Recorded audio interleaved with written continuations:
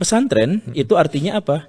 Anak-anak dengan atau tanpa kemauan mereka sendiri dijemput paksa, kemudian tinggal di satu tempat yang asing yang tujuannya konon katanya untuk mendisiplinkan mereka.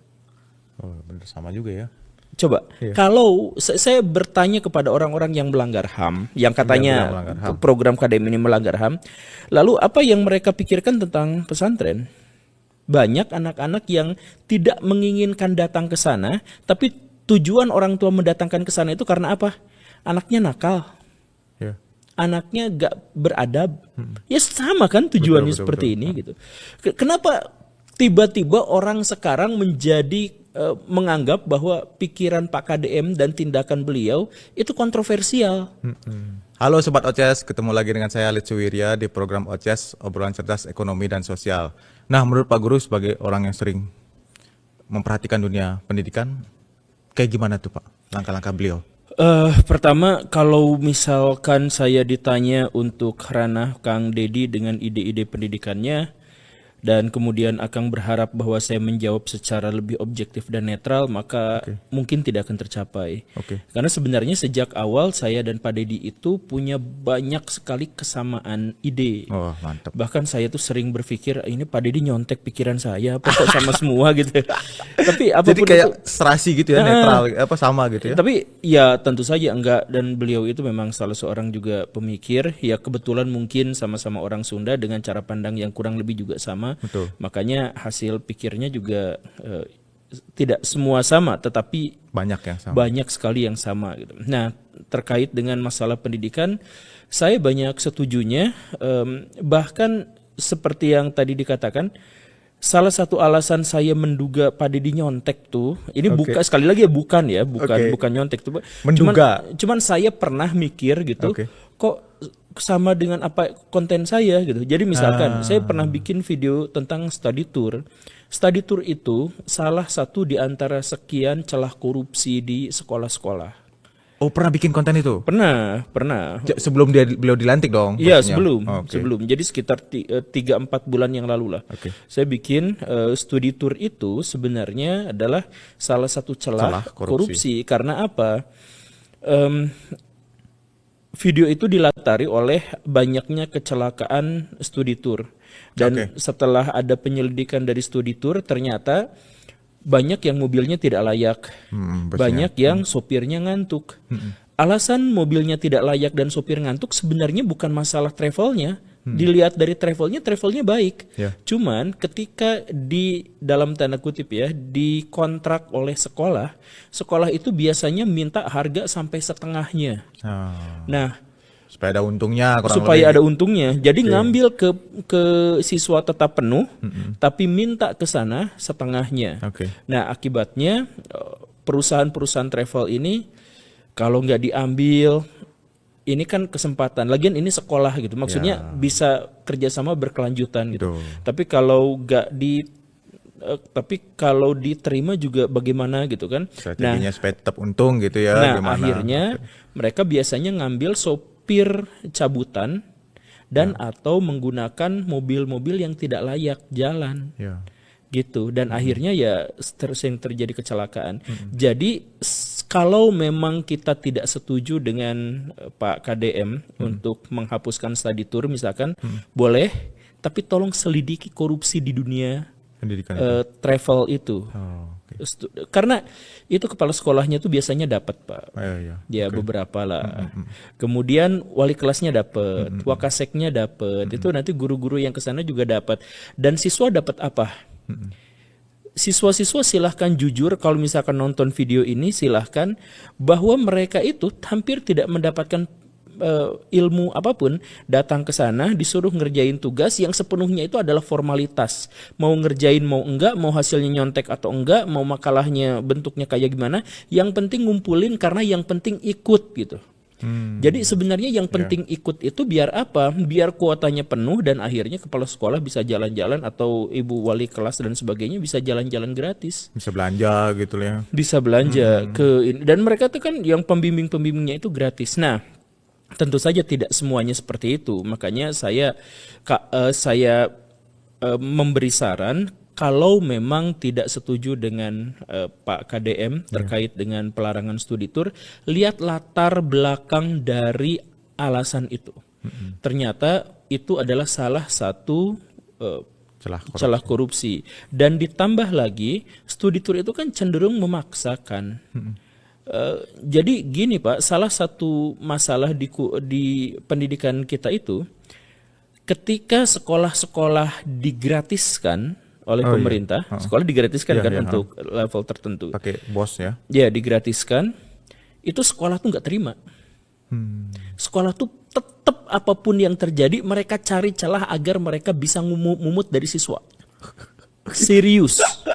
Jadi itu di setiap sekolah, khususnya sekolah negeri, itu mereka tuh ngadain rapat berkali-kali dengan komite, dengan diantara mereka sendiri, bagaimana caranya agar mereka bisa mumut sesuatu dari siswa. Itu kejadian gitu. Dan kalau saya dulu diancamnya unik tuh kalau nggak ikut tuh. Nah, ada ancaman ya? Ada. Kalau saya waktu sekolah ya, waktu SMA. Aku nggak ada ancaman dulu tuh. Ikut ya enggak udah ikut. Kan dulu tuh kalau masa-masa SMA itu adalah masa-masa kita tuh sosialisasi dengan teman-temannya itu kuat banget kan, kebersamaan gitu. Nah, ancamannya dan memang terbukti. Ancamannya adalah kalau yang tidak ikut maka mereka di kelas berikutnya itu tidak akan bersatu dengan temannya, akan dipindahkan kelas khusus gitu. Kayak Dan itu saya bener ngalamin. Beneran ada tuh. Saya kan nggak mau ikut. Ya udah. Saya tetap harus studi tour tapi yang lebih dekat. Dan kemudian saya pas kelas 11 itu dipisahkan dengan teman-teman saya. Oh, gitu ya. Bukan cuma ancaman tapi dilaksanakan bukan cuma ancaman. Nah, ya tentu saya sekali lagi ya, saya tidak mengatakan semuanya seperti itu. Cuman salah satu alasan kenapa study tour itu layak kita tinjau ulang diantaranya adalah di situ ada celah korupsi yang besar. Gitu. Termasuk dalam program-program yang lain yang sederhana.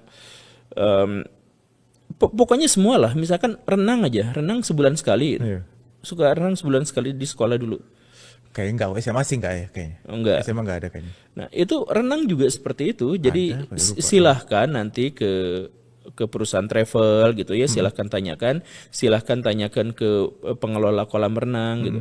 Kalau ada sekolah yang minta itu mereka mintanya setengah harga atau bahkan 35% mintanya harga, tapi ke siswanya tetap full. Jadi sekarang dengan gebrakannya Pak Deddy Mulyadi ini semua berpikir ulang jadi itu ya.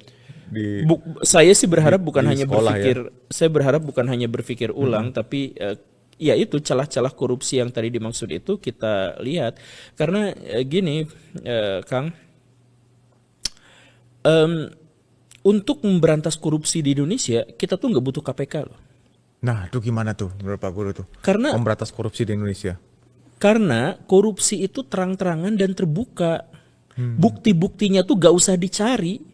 Itu di depan mata kita tuh terlihat. Ada. Ya sama seperti yang tadi studi tour ya. Ya. Tinggal nanya ke travelnya. Dibayar berapa tuh? Gitu. Misalkan yang seperti itu sederhananya gitu ya. Atau misalkan di Bandung misalkan.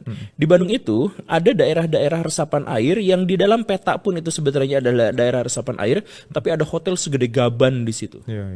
Tinggi banget, gede banget, mewah luar biasa. Nah, sebenarnya itu jelas itu bukti korupsi.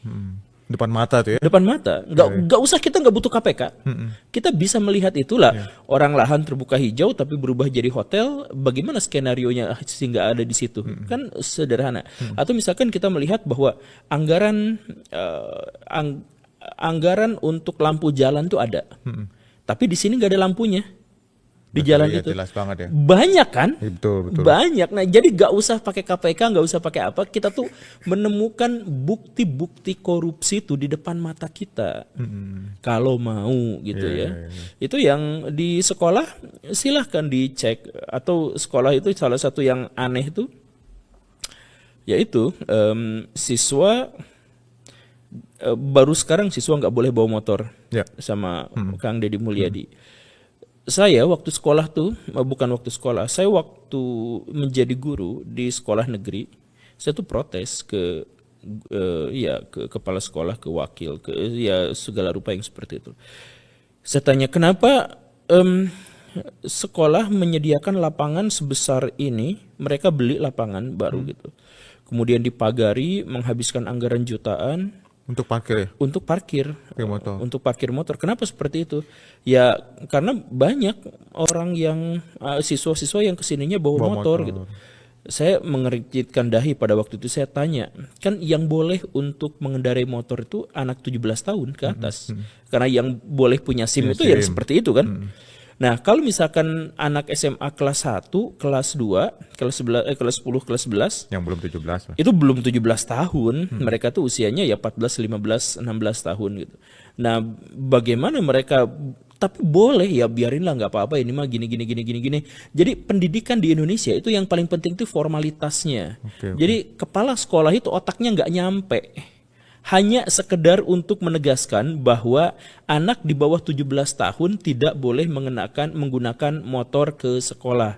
Alasannya adalah karena mereka memang belum berhak untuk mengendarai kendaraan bermotor.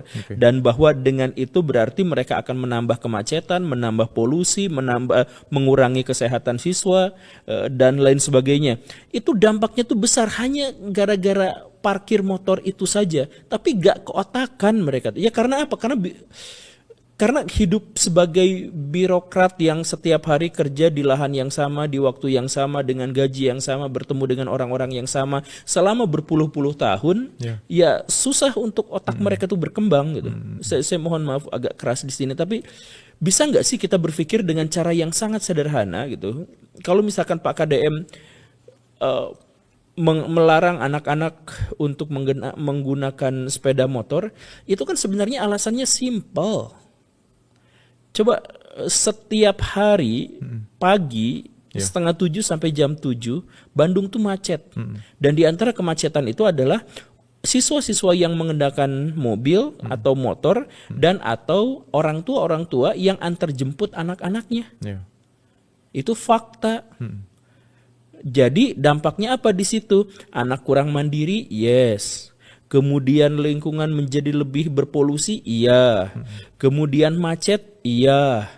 Kemudian si anak-anaknya juga tidak kurang sehat gitu ya. Itu iya. Coba kalau misalkan berpikir dengan lebih simpel, ya udah jangan pakai gitu. Kalau misalkan tidak pakai artinya apa? Polusi berkurang, kemacetan berkurang, angkutan umum dapat porsi uang jajan, ekonomi lebih berputar. Kenapa nggak berpikir sesederhana itu gitu? Makanya, ya kita tuh asing pada sesuatu yang sebenarnya sederhana gitu. Betul. Nah, satu lagi nih, hal yang berbeda lagi. Aku nggak lupa, kurang lebih 2 minggu terakhir anak-anak nakal itu, tanda kutip ya, yang didefinisikan oleh Pak KDM dan timnya atau tim Pemprov itu udah mulai dikirim ke barak militer, Pak Guru. Kirim barak militer selama 6 bulan sampai setahun untuk dididik secara mental, karakter, disiplin, kurang lebih 3 itu.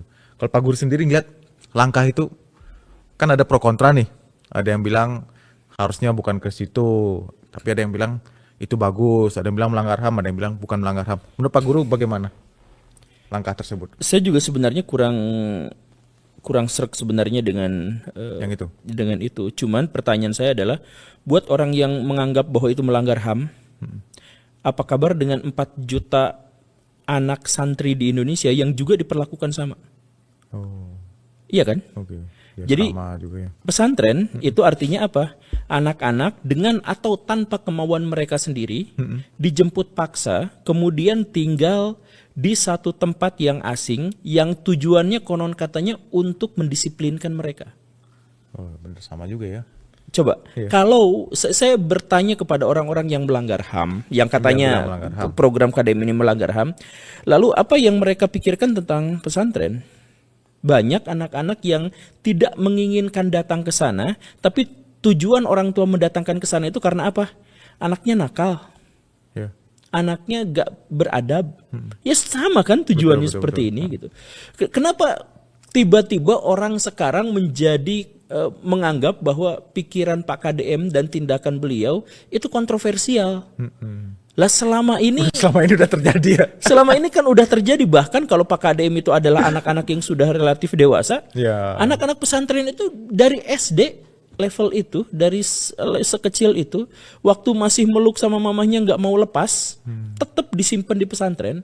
Dan kalau misalkan kita tidak dengar kasus-kasus pencabulan di barak-barak militer, kita setiap bulan disuguhi berita baru tentang pencabulan dan kekerasan seksual serta kasus bullying dan persekusi bahkan sampai meninggal di pesantren. Di mana aktivis HAM itu bersuara selama ini. KPAI juga.